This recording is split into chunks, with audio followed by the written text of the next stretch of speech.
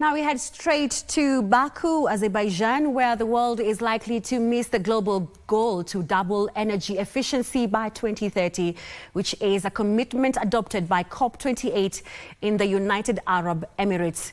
This has been said by the coalition of countries, businesses and organizations attending the COP29 in Baku, Azerbaijan. The development comes as thousands of climate change activists took to the streets in Baku to press rich nations to send more grants to the global south, which is feeling the heat and the cold of climate change. O'Brien Kimani has more from COP29 in Baku. We go, we go, we go. We go, we go. We go. We go to Tanzania. We go to Sudan. We go Angola. We go. You all the world for children. Government, you all the world for children.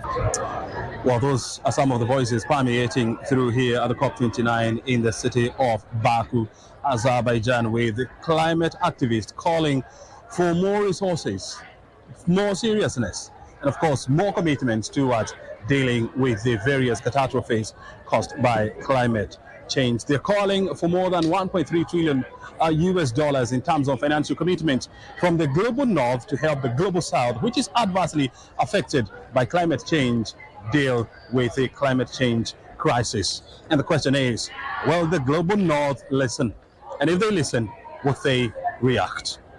The experience that we are getting here in Baku is not different from the feeling that we had in Marrakech in 2016 during COP22, because that is the time that the biggest climate change denier took over power. And that happened when we were in the middle of negotiations and the spirits went down. So we came to Baku again when the same climate denier in the US has come back to office. And now we are going to see US again being pulled out of the Paris Agreement. Now, if US accounts for about 20 or so % of the greenhouse gases emissions, what are we discussing? They are not on the table. Carbon markets are for solutions and they do not work, and they just keep diverting the responsibilities from the global north to pay to the global south, who are at the forefront of climate crisis. And we are saying that the global north needs to pay for the climate funds in forms of grants, not loans. How many more Africans will die before the world will realize that we need to act, with the urgency that we saw when we were responding to the COVID-19, where billions and billions of US dollars were actually contributed to deal with that global problem. So climate change is a global problem.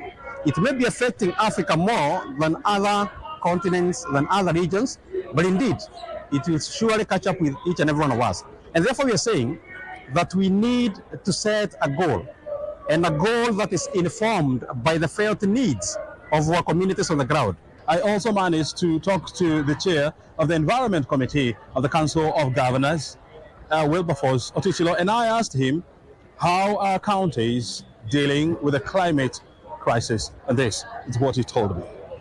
All our 47 counties have established climate change directorates, and to add on that, we have agreed that in our budgeting process, we must put 1 to 2% of our budget to climate change mitigation and adaptation activities. So that's what we are doing, and I'm happy to report that as Kenyans, we are far much ahead in terms of putting in place strategies and mechanisms to deal with climate change. Wilberforce Otuchilo, the chair of the Environmental Committee of the Council of Governors, here giving us his perspective on how counties are dealing with the climate crisis. And he told me that they require about 62 billion shillings every year to deal with vagaries of weather caused by climate change. We'll continue to track all the conversations here and give you daily updates, because my name is O'Brien Kimani, and we're here at the COP29 in the city of Baku, Azerbaijan. Back to you in Broadcasting House.